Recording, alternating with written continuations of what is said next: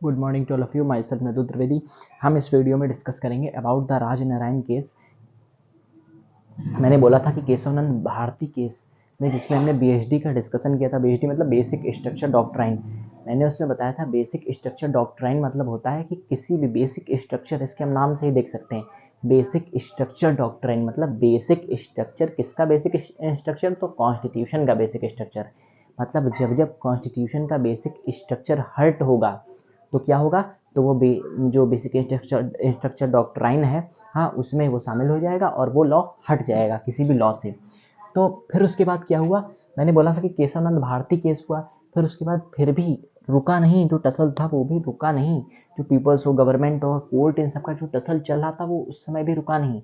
पहले सांकरी कृष्ण प्रसाद केस हुआ, फिर आईसी गोलकनाथ केस, फिर ऐसे कई केसेस आए। फिर केशवानंद भारती केस, जिसमें मेजरली डिस्कशन हुआ बेसिक स्ट्रक्चर डॉक्ट्राइन का। फिर क्या होता है? फिर राजनारायण केस, एक और केस आता है। उसके पहले हमने आईसी गोलकनाथ केस के पहले एक सज्जन सिंह केस हुआ था। तो इन सब केसेस में धीरे धीरे धीरे धीरे राजनारायण केस हुआ। इसमें भी क्या बताया गया कि इसमें पहले तो ये बोला गया, उस समय कोर्ट ने ये वर्डिक्ट दिया। क्या बोला कोर्ट ने? कोर्ट हेल्ड दैट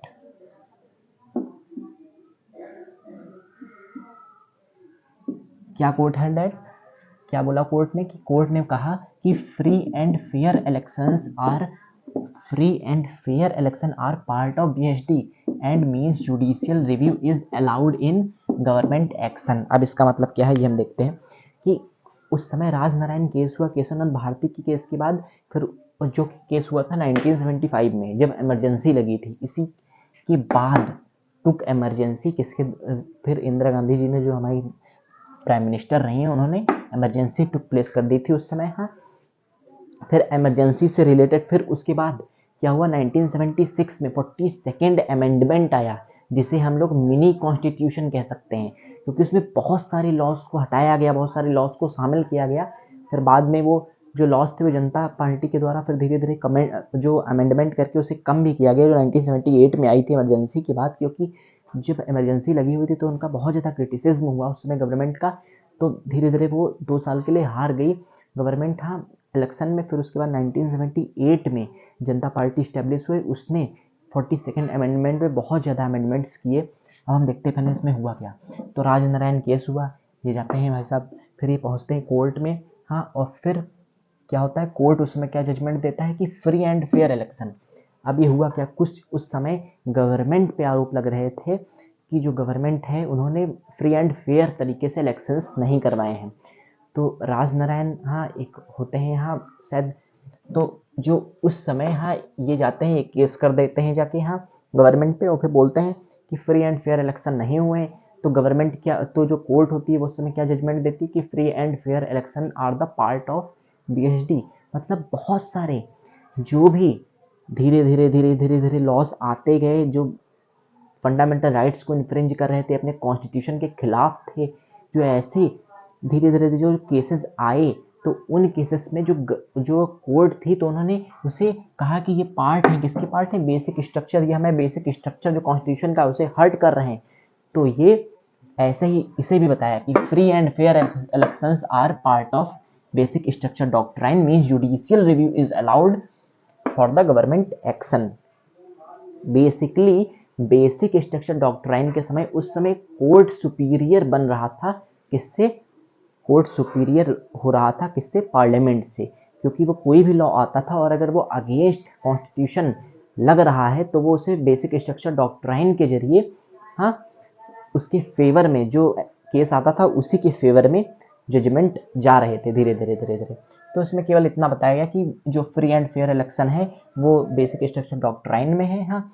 और उस समय गवर्नमेंट से बोला गया, हाँ, कि आप रिज़ाइन करिए, या हाँ, कैसे ये हुआ, उनसे बार बार क्वेश्चंस किए जा रहे थे कोर्ट से भी, हाँ, और बहुत सारे लोग भी यहाँ पूछ रहे थे ऐसे, हाँ, क्वेश्चंस। लेकिन फिर क्या होता है? फिर 1975 में ही उन्होंने इमरजेंसी लगा दी, जो भी उस समय कंडीशंस रही हो, हाँ। तो उन्होंने फिर धीरे धीरे धीरे धीरे, जब बहुत सारा क्रिटिसिज्म हुआ और फिर बहुत सारी क्रिटिकल सिचुएशंस भी बन चुकी थी, हाँ, तो उन सिचुएशंस में कुछ लोग कहते हैं कि टेररिज्म की वजह से लगा था, कुछ लोग कहते हैं यहाँ कि दंगे ना हो इसलिए लगा था, हाँ।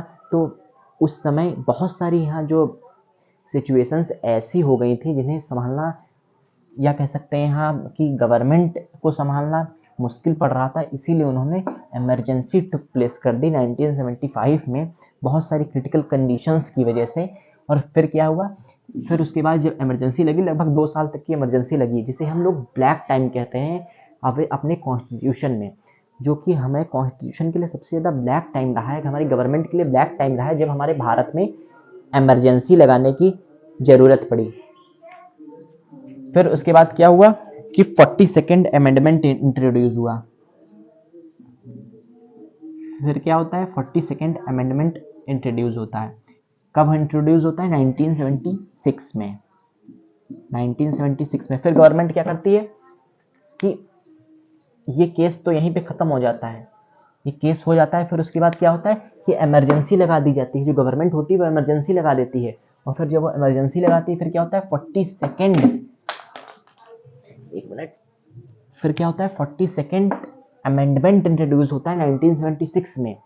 अब वो क्या है, हम अगली वीडियो में डिस्कशन करेंगे 42nd अमेंडमेंट के बारे में। हाँ, आप स्क्रीनशॉट ले लीजिए, क्योंकि ये जो कुछ लाइंस लिखे हुए वेरी इंपॉर्टेंट हैं बेसिक स्ट्रक्चर डॉक्ट्राइन में।